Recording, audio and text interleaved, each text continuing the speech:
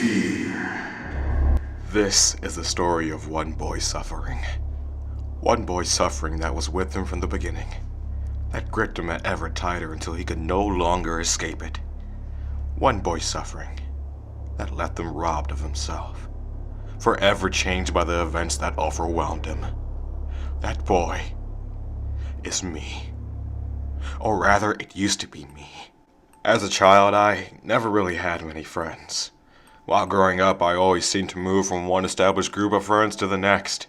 I was constantly harassed at school, always singled out as a bullying target because nobody really wanted me. Nobody valued the friendship I had to offer, nor did they give me a chance to be accepted.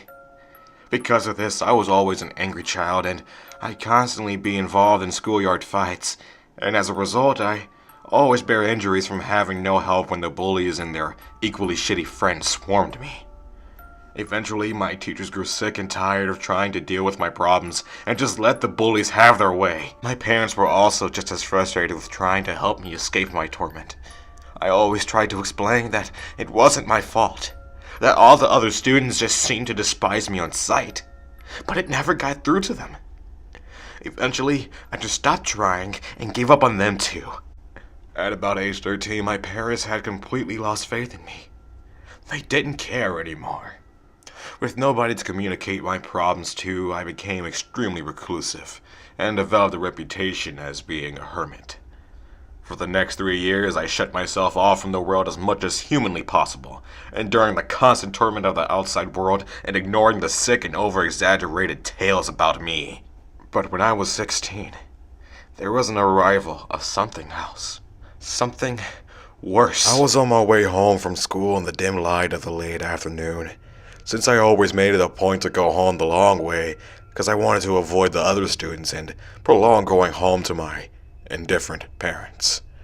I wasn't too far from home, maybe a block or two away, when I noticed a pale glow in the middle of an empty street. My neighborhood was always full of weird people doing dumb things, so I paid no attention to it and kept walking. As I got closer to the source of the odd glow, though, I could make out the form of a girl. Once I could see her properly, all the lights in the area suddenly blacked out. The only thing that assured me I hadn't been blinded was the lasting pale glow of the girl standing perfectly still in the street, enveloped in shadow. Even the faint light of the setting sun had somehow been extinguished. Before I could even begin to panic, I heard the words, "Are you alone?" said the girl who was now standing in front of my face. She looked to be about 14, and she wore clothes like some sort of maiden from the 1700s. She had a face full of innocence, and she spoke her words softly. "Are you alone?" I slowly gathered the strength to answer her. I noticed my watch was frozen there, so there was no way for me to know how much time had elapsed. Yes. I stuttered unsurely. At this point, I could only think I was hallucinating or about to die. "Can we be friends?" She said next, leaving me speechless a while longer. Fear gripped at me and I could feel the strain in my throat. I was stuttering for the words, any words, to break this sickening and ungodly silence. I was finally at the stage where I felt I needed to get this, whatever this is, over with. Yes. I answered bleakly as I fell to the floor, having exerted the last of my willpower. The girl seemed amused. Her eyes seemed full of content. Seeing this both relieved me and unnerved me simultaneously. I don't know how quite to describe it. Almost immediately after, the girl's clothes began to move of their own accord. Her scarf-like wrapping flowed as though in a tornado, her long dress blowing in a breeze of hollow, empty nothingness, even though the air was still. Her hair began moving slowly, and the innocence seemed to disappear from her eyes. She opened her mouth slightly, and her eyes darkened until they were completely engulfed in the shadows around us. Suddenly, I began to feel pain, running up and down all throughout my body. I was gripped by the shockwaves of pure torture that I was feeling. I couldn't move. This continued until I passed out. When I came to, I was lying in the street. I immediately got up and was frantically searching for the girl, but there was no trace of her. The time was 1:50 a.m. It took longer than it should have for me to realize that intense pain was gone. When I finally got home, I decided to just sleep for another day at school and leave the thoughts I was having until morning. I was not granted that luxury, however. The little sleep I did get was haunted with strange nightmares, not of the girl, but of me being in pain. The same intense pain I had felt earlier. The end of the nightmares was much worse. The girl, she was there, with her innocent guise haunting my very dreams. And then I would just wake up, rather anticlimactically. I was thankful for that, at least. As days turned into weeks, it seemed all I could do was focus on the girl. She appeared at the end of my nightly dreams and was more aggressive each time. Many other people stopped acknowledging me at school. They never even spoke to me or about me again. Having been bullied all my life at school, this was a strange feeling. Even my family wouldn't speak to me. My mother said it was like I was putting out a strange aura that chilled her to her very soul. I knew there was only one thing that could be responsible. Her. I never told anyone about her. If I told anyone at school, I'd just be ridiculed like usual, and my parents would just send me away to a mental hospital. I kept quiet about her for my own safety. She had become my secret obsession. I even took to calling her the Outcast Maiden, a name I couldn't seem to get out of my head, and one that I thought fit perfectly. At this point, I was completely alone. For the first time in my life, I wasn't worrying about others and what they would do to me.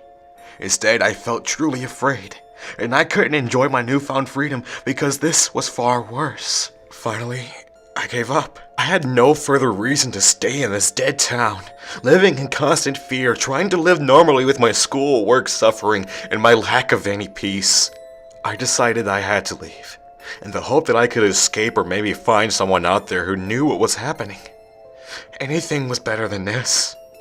While my parents slept in the early hours of the morning, I took all the money I could find, including my parents' credit cards, and left for the train station. I was so distracted with not knowing where I was going that I was unable to process what was going on around me. I only got half an hour to get there before the train leaves. I thought to myself, completely unaware that all the streetlights had blacked out.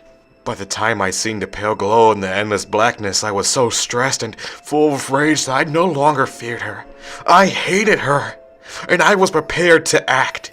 What the fuck are you? What the fuck do you want from me? I shouted forcefully into the darkness towards me.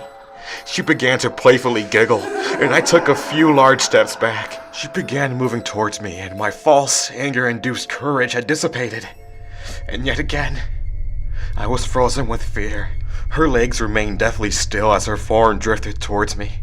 She was right in front of me again, smiling that deceitfully innocent smile. I remembered the pain from last time, and I started trembling. And as she put an icy finger to my lips, I passed out. After awakening the second time, it was midday. There were a few people on the street and some cars driving by. Nothing was unusual aside from me regaining consciousness at the side of the road. Nobody had noticed me here, nor did anyone look as I got up. As I traveled through the streets, I couldn't feel the ground beneath my feet. Upon looking down, I noticed my legs weren't moving at all, that I appeared to float, as she did. Upon closer inspection of my body, I saw that I was pale and discolored. No matter where I went, nobody noticed me. Nobody could hear me, it seemed. I wrote down messages like, "Hello," and "I'm here," but nobody seemed to be able to see them. Nobody could feel my presence. Not my parents, not my fellow students, not anybody. As I began to lose hope, she appears again. This time, though, there were no hostilities. The crew cannot find us here, so it's nice. She then began to tell me everything. And then several others appeared, all of them like me. And I learned that our outcast maiden feeds on suffering, eats the unhappiness of humans. The maiden continues. A few die as I feed, but most can become my friends. The cruelty of humanity can harm us no further, and only those who are suffering, angry, keeping secrets, or alone can hear our call. And our role is to find suitable candidates for her meals. And so I have written this, not as a warning, but to ease you in, to prepare you for your fate. For if you are able to read this, the readings I have created, then we already know your truth, as does our maiden. Even if you do not, many of us are initially in denial. Be not afraid, and do not resist. Embrace the truth. You will be in good, safe hands among us. Well, I hope you guys enjoyed listening to this story as much as I did reading it to you. And please, if you have a suggestion on what the next story could be, leave it in the comments below. And if you haven't already, I'd appreciate if you would shank that subscribe button. It would mean a lot here. Thank you guys. I hope you have a good night. And sleep well. You're gonna need it.